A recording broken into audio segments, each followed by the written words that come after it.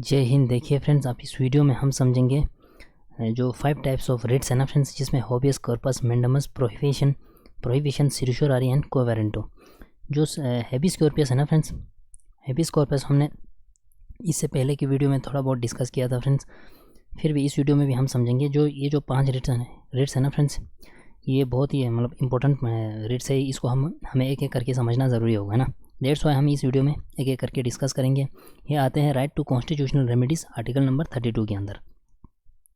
जो article number 32 है ना फ्रेंड्स, वो हमारे ऑनरेबल सुप्रीम कोर्ट रिट्स को इशू करते हैं किसी के मौलिक अधिकार को, अगर किसी का फंडामेंटल राइट्स वायलेशन हो रहा है ना, तो हमारे सुप्रीम कोर्ट अपने रिट्स के हिसाब से जो आते हैं आर्टिकल नंबर 32 के हिसाब से रिट्स इशू करते हैं उनके फंडामेंटल राइट्स को रेस्टोर करते हैं ना। तो इसी तरह हमारे ऑनरेबल हाई कोर्ट जो आर्टिकल 226 के हिसाब से भी अपना रिट्स इशू करते हैं। चलिए फ्रेंड्स, आज की इस वीडियो को शुरू करते हैं। जो फंडामेंटल राइट्स पार्ट नंबर 15 है, जिसके साथ साथ आर्टिकल नंबर 33 जिसमें आते हैं armed force and fundamental rights को है ना। ये छोटा सा ही आर्टिकल है, इसको हम देखते हैं क्या क्या है ना। आई होप आपने किताब आगे खोल रखा होगा। चलिए फ्रेंड्स, आज की वीडियो को शुरू करते हैं। जो हेबियस कॉर्पस है ना फ्रेंड्स, इससे पहले की वीडियो में मैंने आपके साथ थोड़ा बहुत डिस्कस किया था। फिर भी आप फिर से एक बार समझने की कोशिश करिए। हेबियस कॉर्पस जो शब्द है ना फ्रेंड्स, ये आया है लैटिन टर्म। ये एक्चुअल में एक लैटिन टर्म है जिसका क्या मतलब है, to have the body of.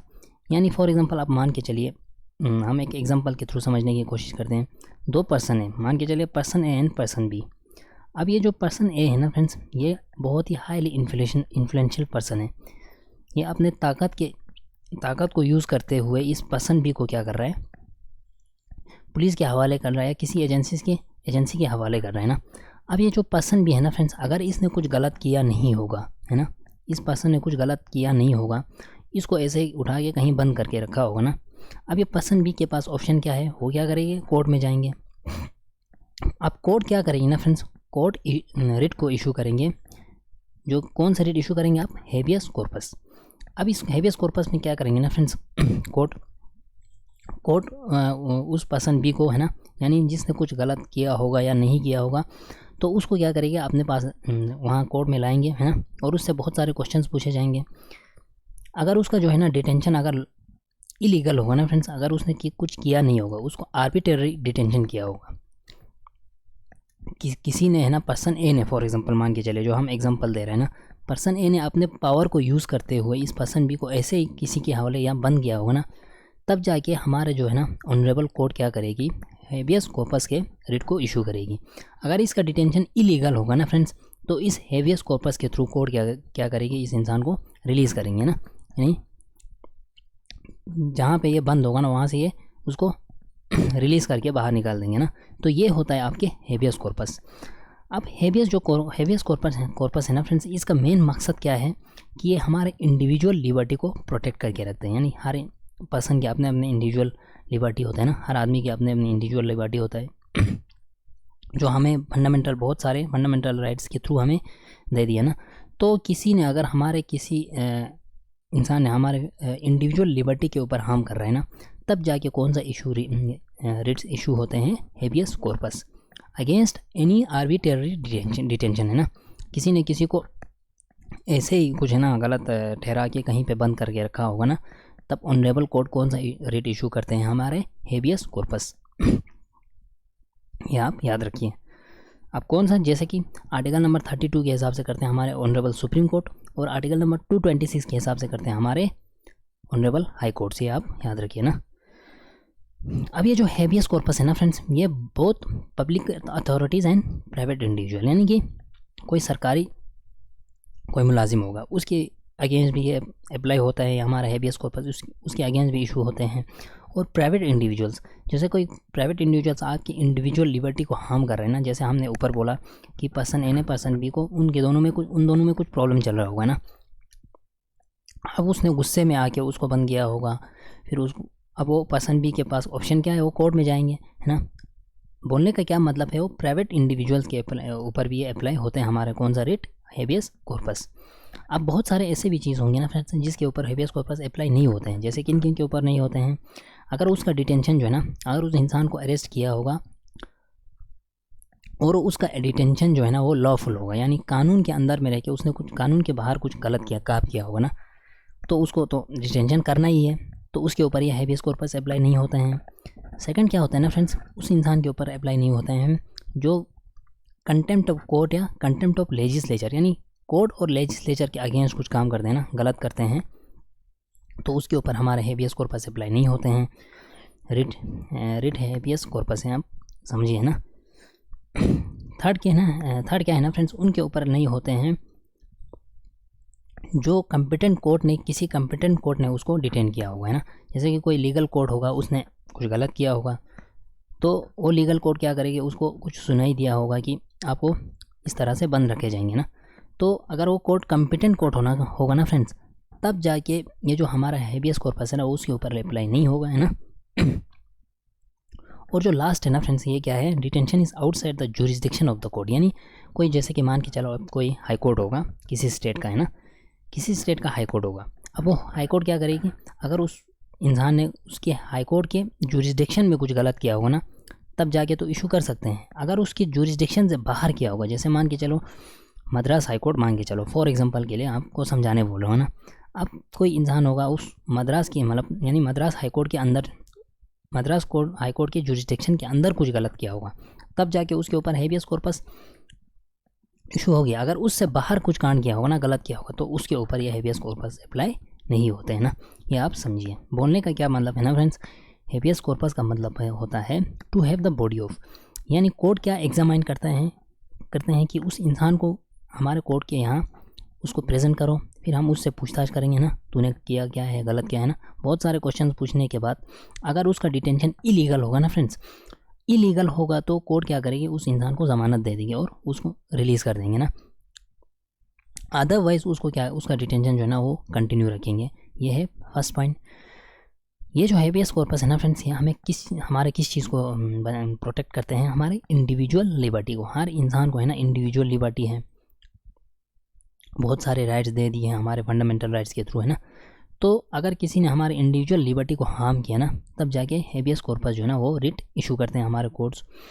और अगर कोई इंडिविजुअल लिबर्टी अगेंस्ट किसके अगेंस्ट पे, आर्बिट्ररी डिटेंशन, कोई आदमी होगा जिसके पास बहुत ही उसका वो जो है ना हाईली इन्फ्लुएंशियल होगा और उसके पास बहुत पावर होगा, तो उस पावरफुल इंसान ने क्या किया, दूसरे इंसान को ऐसे ही बंद करके रखा होगा ना, तो उसके अगेंस्ट हमारे क्या होता है, हैबियस कॉर्पस का रिट जो है ना वो इशू होते हैं। अब ये जो हैबियस कॉर्पस है ना किन किन के ऊपर होता है, बहुत पब्लिक एंड प्राइवेट दोनों के ऊपर होते हैं ना, ये आप याद रखिए। जो हम नीचे पढ़ेंगे ना फ्रेंड्स, जैसे आपका सेकंड हुआ मेंडमस, है ना। अब मेंडमस जो है ना फ्रेंड्स, ये खाली किन के ऊपर होता है, पब्लिक अथॉरिटीज़ के ऊपर, है ना, ये आप याद रखिए, यानी पब्लिक ऑफिशियल के ऊपर। अब समझेंगे फ्रेंड्स मेंडमस क्या होता है। मेंडमस का मतलब हुआ फ्रेंड्स वी कमांड, यानी कमांड कौन दे रहा है, हमारे कोर्ट्स है ना, ऑनरेबल कोर्ट्स कमांड दे रहा है। अब कमांड किन को, किसी को तो दे रहा होगा ना, ये किन को देते हैं, हमारे पब्लिक ऑफिशियल्स को, यानी गवर्नमेंट के जो ऑफिशियल्स होते हैं ना, सरकारी ऑफिशियल्स। कोई सरकारी ऑफिशियल कोई अच्छे से ढंग से काम नहीं कर रहा होगा, अपना काम सही से नहीं कर रहा होगा ना फ्रेंड्स, तब जाके कोई अगर केस करेंगे ना, तब कौन सा रिट इशू होते हैं, हमारे मेंडमस, है ना।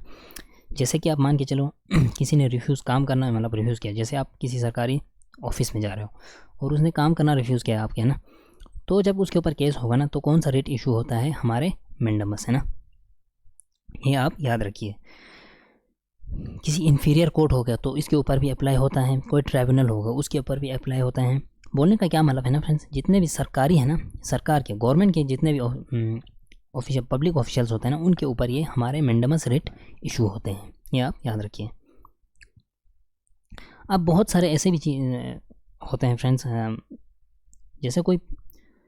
जैसे आप मान के चलो अगेंस्ट ए प्राइवेट इंडिविजुअल बॉडी, कोई प्राइवेट इंडिविजुअल और बॉडी होगा ना, तो उसके ऊपर ये मेंडमस जो है ना वो अप्लाई नहीं होते हैं। जैसे कि मान के चलो फॉर एग्जांपल आप किसी प्राइवेट कंपनी में काम कर रहे हो, अब प्राइवेट कंपनी के साथ आपका कुछ किसी का कुछ प्रॉब्लम चल रहा होगा, अगर वो जाके कोर्ट में कुछ केस करेंगे, फिर वो कोर्ट जो है ना फ्रेंड्स इस प्राइवेट इंडिविजुअल या प्राइवेट बॉडी के ऊपर मेंडमस का जो रेट है ना वो इशू नहीं कर सकते हैं, फर्स्ट। सेकंड क्या है ना friends, to enforce departmental instruction that does not possess statutory force, है ना।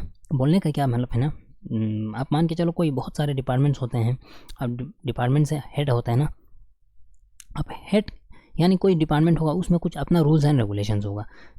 अब वो रूल्स एंड रेगुलेशन डिपार्टमेंट का क्या है, इंस्ट्रक्शन है। अगर डिपार्टमेंट का इंस्ट्रक्शन वो नहीं कर रहा है ना, तो आप कोर्ट में जाएंगे ना तो वो मेंडामस जो है ना उसके ऊपर अप्लाई नहीं होंगे। क्यों? क्योंकि वो अपने डिपार्टमेंट के इंस्ट्रक्शन है ना। अगर कोई मान के चलो सरकारी कोई काम होगा तो अलग बात है, मेंडामस होता है ना। अगर कोई डिपार्टमेंट का अपने department with in the department का कोई रूल्स एंड रेगुलेशन अगर वो नहीं कर रहे हैं ना, तो ये जो हमारे मेंडामस जो रेट है ना फ्रेंड्स, उसके ऊपर इशू नहीं होंगे। क्यों? क्योंकि वो स्टैट्यूटरी फोर्स तो नहीं है ना। अगर स्टैट्यूटरी फोर्स से बाहर वो कुछ काम कर रहे हैं ना,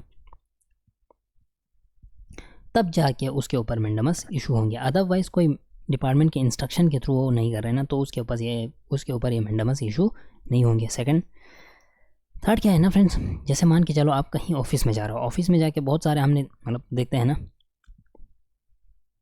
कोई वहाँ पे कोई पर्सन होगा ऑफिस में कोई काम कर रहा होगा ना, सरकारी काम कर रहा होगा, या आप मान के चलो कोई जैसे आपको कुछ सरकारी अपना कुछ काम करने के लिए ऑफिस में जा रहे हो। अब वहाँ पे जो काम करने वाले लोग हैं ना फ्रेंड्स, कोई कहीं गया होगा या कहीं घर गया होगा, कहीं पे छुट्टी गया होगा ना, आप मान के चलो वो आप काम करने से वो रिफ्यूज़ कर रहा है ना, बट उसका अपना वो काम नहीं है, उसका मेन काम और कुछ है ना, बट वो काम उसका क्या है, डिस्क्रिशनरी है ना, कि उसका मैंडेटरी है, आप करो या मत करो, है ना। जैसे कि कोई काम है उसके ऊपर करो या मत करो, है ना, चाहे वो कर भी सकते हो और नहीं भी कर सकते, क्योंकि उसका मेन काम तो और कुछ है ना। तो इसका मतलब उसका क्या है, वो मैंडेटरी तो नहीं है ना, मैंडेटरी उसका कुछ और काम है, उसका डिस्क्रिशनरी है ना उसका वो काम, तब जाके ये मेंडामस है ना उसके ऊपर रेट इशू नहीं कर सकते हैं। ये आपका थर्ड पॉइंट। फोर्थ पॉइंट क्या है ना फ्रेंड्स, अगर कोई कॉन्ट्रेक्चुअल ऑब्लिगेशन होगा, बहुत सारे कॉन्ट्रेक्चुअल ऑब्लिगेशन आपने देखा होगा, उसके ऊपर भी अप्लाई नहीं होते हैं। हमारे प्रेसिडेंट ऑफ इंडिया यानी राष्ट्रपति और स्टेट के गवर्नर्स के ऊपर अप्लाई नहीं होते हैं। और लास्ट में हमारे chief justice of honourable chief justice of high court है ना, हाई कोर्ट के चीफ जस्टिस अपना कोई जुडिशियल कैपेसिटी में कोई काम कर रहा होगा ना, तो उनके ऊपर भी ये मेंडामस इशू नहीं होते हैं। तो बोलने का मतलब इन शॉर्ट क्या है ना फ्रेंड्स, मेंडामस का मतलब हुआ वी कमांड, यानी कोर्ट कमांड देते हैं पब्लिक ऑफिशियल्स के ऊपर, यानी सरकारी ऑफिशियल्स के ऊपर कि भाई अब अपने काम ढंग से करो, है ना, अच्छे से करो। अगर कोई ढंग से काम नहीं करते हैं ना, तो फिर जाके हमारे मेंडामस का जो रेट है ना उसके ऊपर इशू करते हैं, है ना। कोई प्राइवेट इंडिविजुअल होगा, प्राइवेट बॉडी होगा, उसके ऊपर ये अप्लाई नहीं होते हैं। डिपार्टमेंटल इंस्ट्रक्शंस इसके ऊपर नहीं होते हैं। और किन के ऊपर नहीं होते हैं, कोई काम डिस्क्रिशनरी होगा, उसका मैंडेटरी काम नहीं होगा, तो उनके ऊपर नहीं होते हैं। कॉन्ट्रेक्चुअल ऑब्लिगेशन के ऊपर नहीं होते हैं, हमारे राष्ट्रपति और स्टेट गवर्नर्स के ऊपर नहीं होते हैं। और chief justice of high courts है ना, अगर कोई जुडिशियल कैपेसिटी में अपना काम कर रहा होगा ना, तो उनके ऊपर ये अप्लाई नहीं होते हैं। ये हुआ फ्रेंड्स आपका मेंडामस। उसके बाद है फ्रेंड्स प्रोहिबिशन। प्रोहिबिशन आप खुद समझ सकते हो, रोकना या मना करना, है ना। तो इसका क्या मतलब हुआ, जो हमारे हायर कोर्ट्स है ना फ्रेंड्स, हायर कोर्ट क्या करते हैं, लोअर कोर्ट और ट्राइब्यूनल को क्या करते हैं, रोकते हैं, यानी प्रिवेंटिव है ना। बोलने का क्या मतलब है, जो प्रोहिबिशन है ना, इसका क्या नेचर है, प्रिवेंटिव इन नेचर, कि भाई किसी काम को होने से पहले रोकना। जैसे हम हमारे डेली लाइफ में जैसे आप कोई बीमार हो जाते हैं, फिर उससे पहले हम क्या करते हो, हम पानी पीते हैं, है ना, ठीक करने की कोशिश करते हैं अपने आप को। बोलने का क्या मतलब है ना फ्रेंड्स, किसी काम को होने से पहले उसको फॉरबिट करना, टू फॉरबिट है। प्रोहिबिशन का मतलब यही है। अब जैसे फॉर एग्जांपल कोई केस चल रहा है, अब वो केस जो है ना फ्रेंड्स, कोई लोअर के कोर्ट या कोई ट्राइब्यूनल है ना, उस केस को ख़त्म करने मतलब या उस केस के ऊपर कुछ काम कर रहे हैं ना। अब हमारे जो हायर कोर्ट, यानी आप बोल सकते हो हमारे ऑनरेबल सुप्रीम कोर्ट है ना, एग्जाम्पल के लिए रोक सकते हैं कि भाई आप इस केस को आप मत करिए। क्यों? क्योंकि उनके जुरिस्डिक्शन से बाहर होगा ना, जुरिस्डिक्शन वो जो केस है ना उनके जुरिस्डिक्शन से बाहर है, बट फिर भी हमारे लोअर कोर्ट और ट्राइब्यूनल उस केस को लड़ना चाहेंगे ना, तो वहाँ पे जाके हमारे हायर कोर्ट क्या कर सकते हैं, इस इशू को रेट को इशू करके कि भाई आप इस केस को मत करिए ना, मत आगे बढ़िए। ये चीज़ जो है ना फ्रेंड्स, इसको बोलते हैं हमारे प्रोहिबिशन, यानी रोकना है ना। यहाँ लिखा है ना, आप खुद पढ़िए, it is issued by higher court to a lower court और tribunal to prevent the latter from exceeding its jurisdiction, यानी उनके जुरिस्डिक्शन से अगर एक्सीड होगा, बाहर होगा ना, तब जाके हमारे हायर कोर्ट क्या करते हैं, उनको रोकते हैं ना, लोअर कोर्ट या ट्राइब्यूनल को। और usurping jurisdiction that does not possess in, ये आप खुद समझ सकते हो कि जो हमारे हायर कोर्ट है ना, लोअर कोर्ट को रखते हैं। क्यों? क्योंकि उनके जुरिस्डिक्शन से अगर कुछ बाहर के केस लड़ रहे हैं ना, तो वो रोक सकते हैं। अब ये जो मेंडामस एंड प्रोहिबिशन है ना फ्रेंड्स, इसमें क्या है, मेंडामस क्या करते हैं, मैंडेमस बोलते हैं कि करो, मीन्स कमांड देते हैं। अब प्रोहिबिशन क्या बोल रहे हैं, मत करो, मीन्स लोअर कोर्ट्स को रोक रहे हैं ना कि मत करो टू फॉरफिट हो, है ना, ये आप समझ सकते हो। मत करो कि क्या मतलब हुआ, जो हमने बोला ना कि हायर कोर्ट लोअर कोर्ट को क्या करते हैं, रोकते हैं किसी भी, अगर वो जुरिसडिक्शन से बाहर होगा ना तब जाके रोकते हैं, ये आप समझ सकते हो। अब ये जो रिट है ना फ्रेंड्स, प्रोहिबिशन में का जो रिट है ना, ये किन के ऊपर इशू होते हैं, हमारे जुडिशियल और क्वासी जुडिशियल अथॉरिटीज़ के ऊपर। अब ये पॉइंट आप याद रखिए। अगर कोई एडमिनिस्ट्रेटिव अथॉरिटीज़ होगा, लेजिस्लेटिव बॉडीज़ होगा, प्राइवेट इंडिविजुअल्स होगा, प्राइवेट बॉडीज़ हो गया, इनके ऊपर ये अप्लाई नहीं होते हैं। जैसे फॉर एग्जांपल हमारे हाई कोर्ट जो है ना फ्रेंड्स, किसी भी एडमिनिस्ट्रेटिव बॉडी को अगर उसका काम जो है ना कोई जुडिशियल इन नेचर होगा ना, तब जाके हमारे हायर कोर्ट जो है ना वो लोअर कोर्ट को रोक सकते हैं। अगर जुडिशियल इन नेचर नहीं होगा ना, जैसे कोई एडमिनिस्ट्रेटिव अथॉरिटी होगा, कोई लेजिस्लेटिव बॉडी होगा, प्राइवेट इंडिविजुअल, प्राइवेट बॉडीज़ बहुत सारे होते हैं ना, वो हम देखते हैं, उनके ऊपर ये इशू नहीं होते हैं। कौन सा, हमारे प्रोहिबिशन। यानी इन शॉर्ट बोलने का क्या मतलब है ना फ्रेंड्स, हमारे हायर कोर्ट जो है ना वो लोअर कोर्ट को रोकते हैं किसी भी केस को, क्योंकि अगर वो उनके जुरिसडिक्शन से बाहर होगा ना तब जाके तो नहीं कर सकते ना। दैट मीन्स हमारे हायर कोर्ट यहाँ आके ये इशू रिट करते हैं, ये जो रिट है ना वो इशू करते हैं ना, ये आप समझ सकते हो। इसके बाद है फ्रेंड्स आपके सिरश्योरारी है ना, या आप इसमें बहुत सारे प्रोनाउंसिएशन होते हैं ना फ्रेंड्स, सिरश्योरारी या सिरटियोरारी है ना, आप कुछ भी पढ़िए। अब इसका क्या मतलब है ना फ्रेंड्स, सिरटियोरारी का, टू बी सर्टिफाइड और टू बी इन्फॉर्म्ड। अब हमने प्रोहिबिशन में क्या बोला था, ये प्रिवेंटिव इन नेचर है कि भाई किसी काम को होने से पहले रोकना। अब जैसे मान के चलो कोई केस होगा, अब लोअर कोर्ट ने उस केस को ख़त्म किया होगा ना, उसको केस को अपने हिसाब से जो कुछ करके ख़त्म किया होगा। अब क्या करी, हायर कोर्ट यहाँ आके क्या करते हैं, उस केस को स्क्वाश यानी ख़त्म कर देते हैं, है ना। क्यों, अगर कोई लोअर कोर्ट अपने जुरिसडिक्शन के बाहर जाके किसी केस को लड़ा होगा ना, तब हमारे हायर कोर्ट क्या करते हैं, हायर कोर्ट इस चीज़ को, यानी इसको कहते हैं preventive as well as curative, है ना, आपकी किताब में ही लिखा है। किसी लोअर कोर्ट ने किसी केस को ख़त्म किया होगा, है ना, बट वो उस लोअर केस के जुरिसडिक्शन में नहीं आता होगा, फिर भी उस केस को उसने ख़त्म कर रखा होगा ना, तब जाके हमारे हायर कोर्ट क्या करते हैं, उस केस को ख़त्म करते हैं कि भाई आपने तो कैसे किया, ये तो आपके जुरिसडिक्शन में आता नहीं है ना। तो इसी को बोलते हैं सिरटियोरारी यानी सिरश्योरारी, है ना, कुछ भी आप बोलो। यहाँ लिखा है, it is issued on grounds of excess of jurisdiction, of lack of jurisdiction और एरर ऑफ लॉ। अगर एरर ऑफ लॉ के उनका कुछ लॉ में कुछ एरर आया होगा लोअर कोर्ट्स को, है ना, तो उन्होंने क्या किया होगा, किसी केस को लड़ा होगा, तो हमारे हायर कोर्ट क्या करते हैं, उस केस को ख़त्म करते हैं कि भाई आपने जुरिसडिक्शन, ये तो उसमें आपके जुरिसडिक्शन में आते ही नहीं है, और या आपके जुरिसडिक्शन में ये लैक है, या आपके कानून में कुछ एरर है। तो ऐसा कुछ करके हमारे हायर कोर्ट्स क्या करते हैं, जो केस हमारे लोअर कोर्ट्स के जुरिसडिक्शन से बाहर उन्होंने कुछ किया होगा ना, तब जाके इस चीज़ को ख़त्म करते हैं। इसी को कहते हैं फ्रेंड्स हम सिरश्योरारी, है ना। अब इसका क्या मतलब हुआ, जैसे हमने प्रोहिबिशन में बोला कि ये प्रिवेंटिव इन नेचर है, किसी काम को होने से पहले रोका। अब सिरश्योरारी में क्या होगा ना फ्रेंड्स, किसी केस को, अब केस को लड़ के लोअर कोर्ट ने ख़त्म किया होगा, अब काम होने के बाद आप क्या कर सकते हैं, इसको हम क्या बोलेंगे, preventive as well as curative in nature, है ना। अब उसको क्या करते हैं, फिर हमारे हायर कोर्ट जो है ना आगे आके उस केस को ख़त्म करते हैं। इसी को कहते हैं हम सिरश्योरारी, या क्या बोलते हैं ना फ्रेंड्स, सिरश्योरारी में बोलते हैं कि अपना जो केस जो है ना हमारे पास ट्रांसफ़र करो, और हम उसी के हिसाब से कुछ या ख़त्म करेंगे या कुछ आगे बढ़ेंगे, है ना। ये होता है आपके सिरश्योरारी। ये जो है ना फ्रेंड्स, जो सिरश्योरारी जो है वो पहले क्या होता था, खाली किन के ऊपर इशू होता था, जुडिशियल और क्वासी जुडिशियल अथॉरिटीज़ के ऊपर। बट जो है ना फ्रेंड्स, पहले क्या होता था, एडमिनिस्ट्रेटिव अथॉरिटीज़ के ऊपर ये अप्लाई नहीं होता था। हमारा कौन सा इशू, रिट सिरश्योरारी। बट 1991 के बाद सुप्रीम कोर्ट ने क्या बोला ना फ्रेंड्स, जो सिरश्योरारी जो है ना वो किन के ऊपर भी आप अप्लाई होंगे, administrative authorities affecting rights of individual. अगर किसी के इंडिविजुअल के राइट्स को अफेक्ट हो रहे हैं ना, जैसे मान के चलो कोई पर्सन होगा, ए पर्सन होगा बी, आप केस लड़ रहे हैं दोनों में ना, अब वो केस जो है ना वो हाई कोर्ट में है, आप मान के चलो, या उनके लोअर कोर्ट्स में है ना, लोअर कोर्ट्स अपने हिसाब से उस केस को ख़त्म किया होगा, अब कोर्ट की जुरिसडिक्शन से वो केस बाहर होगा ना, तब क्या करेंगे, हमारे हायर कोर्ट्स उस केस को अपने पास लेंगे और उस केस को पढ़ेंगे, है ना, क्या है वो सब अच्छे से पढ़ेंगे। अगर वो जो है ना फ्रेंड्स लोअर कोर्ट के जुरिसडिक्शन से बाहर होगा ना, तो हायर कोर्ट्स अपने हिसाब से इन्फॉर्म करेंगे। तो ये हुआ आपके सर्चोरारी। आपको क्या हो गया, वो केस ऑलरेडी लोअर कोर्ट्स ने जो कुछ करके मतलब हायर कोर्ट्स के पास पहुंचा है ना।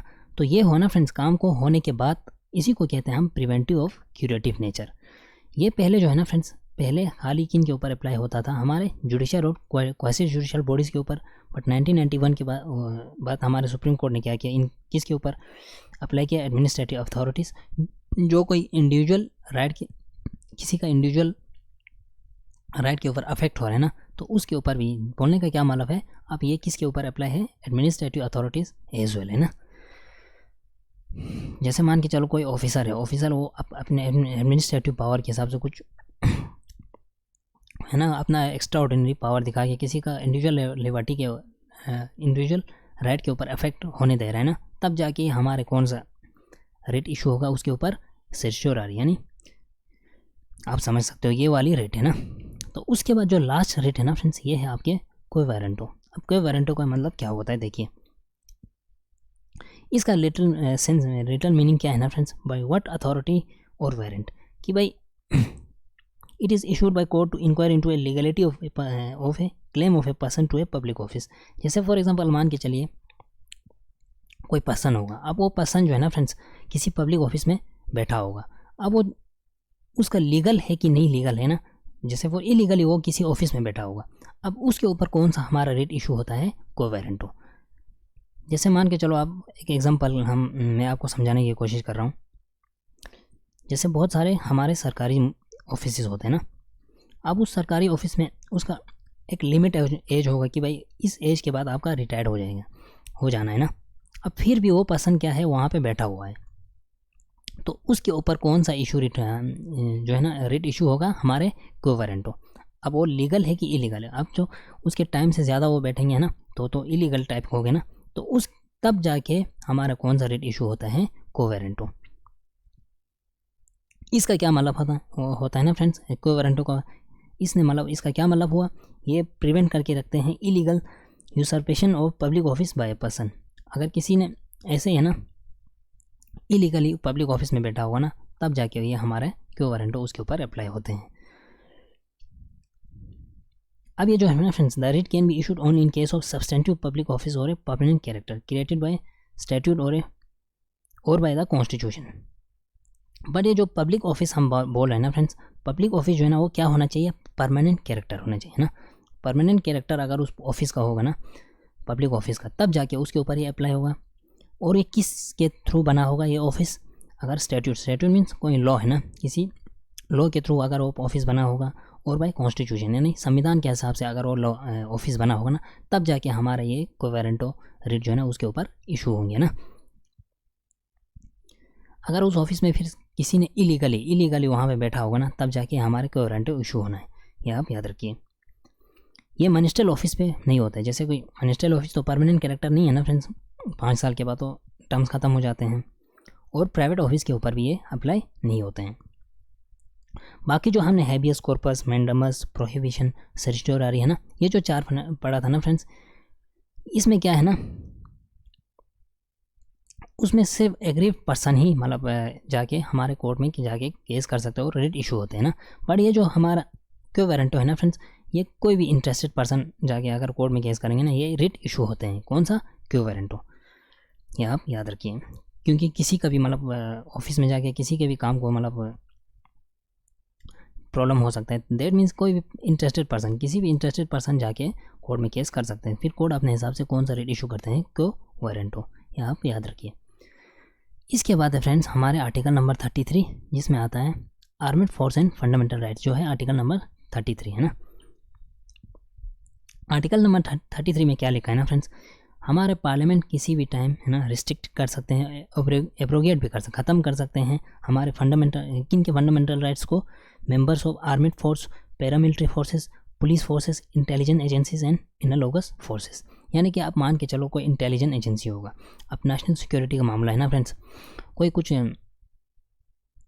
बोलेंगे कि ये मेरा फंडामेंटल मौलिक अधिकार है कि मैं किसी भी चीज़ को मुझे बोलने का हक है, तो वो तो नहीं कर सकते ना, क्योंकि वो नेशनल सिक्योरिटी का मामला है। तो इनके ऊपर ये हमारे फंडामेंटल राइट जो है ना फ्रेंड्स, ये हमारे पार्लियामेंट के पास भी पावर है कि इनका जो फंडामेंटल राइट जो है ना, आर्मेड फोर्स हुआ, आपके पैरामिलिट्री फोर्सेस हुआ, पुलिस फोर्सेस हुआ, इंटेलिजेंस एजेंसीज हुआ, एनालोगस फोर्सेस हुआ, है ना, इन सारों के फंडामेंटल राइट्स को क्या कर सकते हैं, रिस्ट्रिक्टेड कर सकते हैं, रोक सकते हैं और एब्रोगेट कर सकते हैं हमारे पार्लियामेंट। किसके हिसाब से? हमारे आर्टिकल 33 के हिसाब से ना, जो है ना फ्रेंड्स आर्टिकल नंबर 33, इसका मेन ऑब्जेक्टिव क्या है? To ensure the proper discharge of their duties and maintenance of discipline among the men. क्यों? क्योंकि ये मतलब एक टाइप ऑफ डिसिप्लिन होता है ना, तब जाके तो मतलब कोई, जैसे फॉर एग्जांपल मान के चलो कोई इंटेलिजेंस एजेंसी होगा। अब इंटेलिजेंस एजेंसी, मैंने बोला आपको एग्जांपल के लिए कि कोई हमारे देश की नेशनल सिक्योरिटी के मतलब वो अगेंस्ट कुछ कर रहा है, तो उसका फंडामेंटल राइट, उसका मतलब ये नहीं होना कि वो बोलेंगे कि मेरा फंडामेंटल राइट है, मेरा मूल अधिकार है कि मैं कुछ भी बोलूँ। तो ये चीज़ है ना फ्रेंड्स, उनके काम में डिसिप्लिन लाने के लिए हमारे फंडामेंटल राइट यानी आर्टिकल नंबर 33 है ना। यानी हमारे पार्लियामेंट चाहेंगे ना फ्रेंड्स, किसी भी टाइम रिस्ट्रिक्ट कर सकते हैं, एब्रोगेट कर सकते हैं हमारे फंडामेंटल राइट। किनके? आर्मेड फोर्स के, ना कि हमारे, है ना। हमारे तो मैंने अभी तक आपके साथ डिस्कस करते यहाँ पहुँचा ना। आर्मेड फोर्स के यानी armed force, paramilitary forces, police forces, intelligence agencies and analogous forces, इन सारों के फंडामेंटल राइट्स को हमारे पार्लियामेंट कभी भी रिस्ट्रिक्ट कर सकते हैं और एब्रोगेट कर सकते हैं, ये आप याद रखिए। जो हमारा फंडामेंटल आर्टिकल नंबर 33 है ना फ्रेंड्स, इसके अंदर खाली नियम कानून कौन बना सकता है? हमारा पार्लियामेंट, ना कि स्टेट लेजिस्लेचर, है ना। और जो है ना फ्रेंड्स, जैसे हमने अभी तक फंडामेंटल राइट आपके साथ डिस्कस किया, अगर किसी का फंडामेंटल राइट वायलेट होता है तो कहाँ जाते हैं हम? कोर्ट्स में जाते हैं। बट ये जो है ना फ्रेंड्स, आर्टिकल नंबर 33 में कोई नियम कानून बन रहे हैं ना, तो कोई है ना जाके, यानी कोई आर्मेड फोर्स, पैरामिलिट्री फोर्स जाके कोर्ट में अपना है ना फ्रेंड्स चैलेंज नहीं कर सकते हैं। यानी कि आर्टिकल 33 खाली किन के लिए है? ये हमारे आर्मी फोर्स, पैरामिलिट्री फोर्स जो हमने डिस्कस किया ना, तो अगर कोई आर्मी फोर्स है ना, कोर्ट में जाके चैलेंज नहीं कर सकते हैं। अदरवाइज अगर किसी नॉर्मल पर्सन का फंडामेंटल राइट वायलेट हो रहे हैं ना, तो हम कहाँ जाते हैं? कोर्ट में। बट जो आर्टिकल 33 में जो नियम कानून बनते हैं ना फ्रेंड्स, सरकार बनाते हैं, तो कोर्ट में चैलेंज नहीं कर सकते हैं, आप याद रखिए।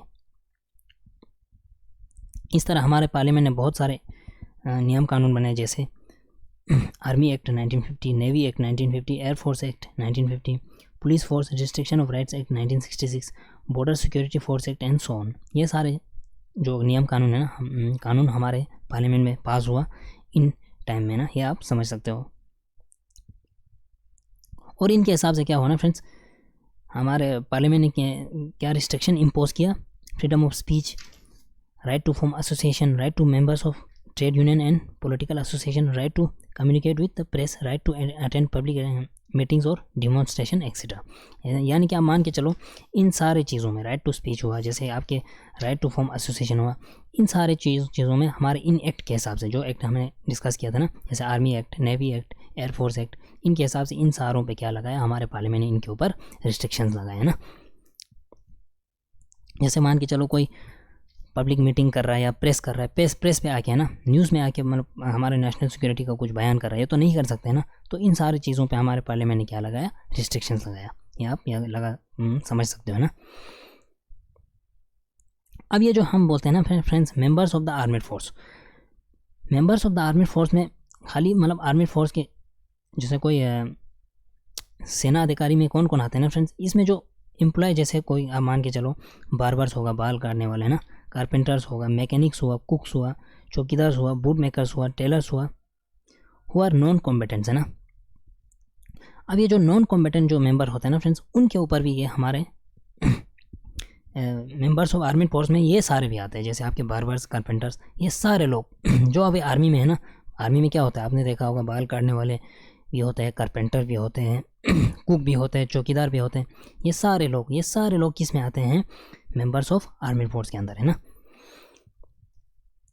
इसके बाद क्या है ना friends, a parliamentary law enacted under article 33 can also exclude the court martial, है ना, tribunals establish under the military law from the writ jurisdiction of supreme court and high court so far as the enforcement of fundamental right is concern. अब ये जो parliamentary law बनाते हैं ना friends, under article 33 के अंदर, जितने भी हमारे पार्लियामेंट नियम कानून बनाते हैं ना आर्टिकल 33 के अंदर, इसके अंदर हमारे सुप्रीम कोर्ट और हाई कोर्ट के जुरिस्डिक्शन नहीं आते हैं ना, ये आप याद रखिए। जैसे हमने बोला था ना, पार्लियामेंट नियम कानून बनाते हैं, उसके अंदर writ jurisdiction of supreme court और हाई कोर्ट नहीं आते हैं।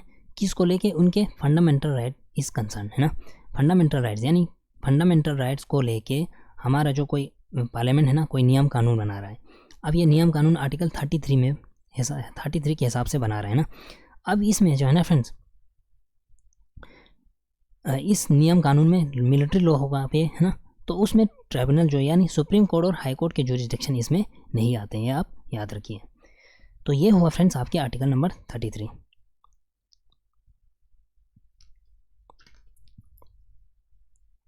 इसके बाद क्या है ना फ्रेंड्स, इसके पीछे एक टेबल दे रखी है आपके, martial law and national emergency, इन दोनों में क्या फ़र्क है आप देखिए। जो मार्शल लॉ है ना फ्रेंड्स, ये खाली किसको इफेक्ट करते हैं? हमारे फंडामेंटल राइट्स को, मौलिक अधिकार को। बट ये जो नेशनल इमरजेंसी है ना फ्रेंड्स, फंडामेंटल राइट्स को तो इफेक्ट करते ही है ना। नेशनल इमरजेंसी के टाइम कौन से आर्टिकल है जो सस्पेंड नहीं होते हो, आप मुझे कमेंट में ज़रूर बताइएगा। अब नेशनल इमरजेंसी के टाइम फंडामेंटल राइट्स होते हैं, इफेक्ट होते हैं, और सेंटर स्टेट रिलेशन को भी इफेक्ट होते हैं। Distribution of revenues and legislative powers between centre and the states and में extend the tenure of parliament, इन सारे चीज़ों पे क्या होता है? इफेक्ट होते हैं। बट जो मार्शल लॉ है ना फ्रेंड्स, ये खाली किसके ऊपर इफेक्ट होते हैं? हमारे फंडामेंटल राइट्स के ऊपर।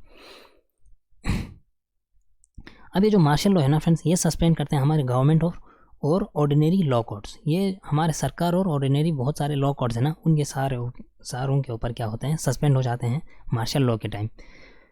बट जो है नेशनल इमरजेंसी है ना टाइम फ्रेंड्स, इसके टाइम क्या होते हैं? हमारे गवर्नमेंट तो कंटिन्यू रहते हैं और ऑर्डिनरी लॉ इसके साथ साथ कंटिन्यू रहते हैं। बट अगर कोई मार्शल लॉ चल रहा होगा ना, तो ये बड़ा ख़तरनाक होते हैं। उस टाइम क्या होता है? हमारे सरकार भी नहीं रहते हैं और ऑर्डिनरी लॉ कोर्ट्स भी नहीं चलते हैं ना। ये आपके सेकंड पॉइंट। अब ये जो मार्शल लॉ का जो थर्ड पॉइंट है ना फ्रेंड्स, इसमें क्या है? It is impose to restore the break down of law and order due to any reason, है ना। किसी रीज़न की वजह से हमारे लॉ एंड ऑर्डर ये होता है ना फ्रेंड्स, ब्रेक डाउन होता है ना, तो उसको रेस्टोर करने के लिए क्या करते हैं? हम मार्शल लॉ इम्पोज करते हैं। It is impose to restore the break down of law and order due to any reason, है ना। किसी भी रीज़न से लॉ एंड ऑर्डर की ख़त्म हो जाता है ना, तो उस चीज़ को यानी लॉ एंड ऑर्डर को रेस्टोर करने के लिए हम किस चीज़ को इम्पोज करते हैं? मार्शल लॉ को। इसके साथ साथ नेशनल इमरजेंसी किसके लिए इम्पोज करते हो आप समझ सकते हो। कोई एक्सटर्नल एग्रेशन होगा, जैसे वॉर, एक्सटर्नल एग्रेशन और आर्मी रेबेलियन, इन चीज़ों में हम क्या इम्पोज करते हैं? नेशनल इमरजेंसी, है ना। फोर्थ पॉइंट क्या है ना फ्रेंड्स, ये जो मार्शल लॉ है ना, वो किसी स्पेसिफिक एरिया में ही इम्पोज होता है। जैसे किसी एरिया में हालत ख़राब होता है तो क्या होता है? मार्शल लॉ इम्पोज करते हैं। बट जो हमारा नेशनल इमरजेंसी है ना फ्रेंड्स, ये इंटायर कंट्री में हम इम्पोज करते हैं। क्यों? अगर कोई बाहर एक्सटर्नल एग्रेशन है, यूथ हो गया, तो पूरे देश में इम्पोज करते हो, आप समझ सकते हो ना। अब ये जो मार्शल लॉ है ना फ्रेंड्स, ये हमारे कॉन्स्टिट्यूशन में मतलब कोई स्पेसिफिक प्रोविज़न नहीं है ना। बट ये जो हमारे नेशनल इमरजेंसी जो है ना, वो स्पेसिफिक एंड डिटेल प्रोविजन है इन द कॉन्स्टिट्यूशन, है ना। वो हम आगे पढ़ेंगे, नेशनल इमरजेंसी जब टॉपिक आएंगे अच्छे से डिस्कस करेंगे। तो ये हुआ फ्रेंड्स आज के वीडियो, अच्छे से हमने एक पॉइंट को डिस्कस किया। इसके बाद एक या दो वीडियो बनेंगे फ्रेंड्स फंडामेंटल राइट्स के, है ना। उसके बाद फंडामेंटल राइट्स ख़त्म हो जाएंगे, फिर हम एक एक करके आगे बढ़ेंगे। मिलेंगे नेक्स्ट वीडियो में, तब तक के लिए थैंक यू एंड जय हिंद।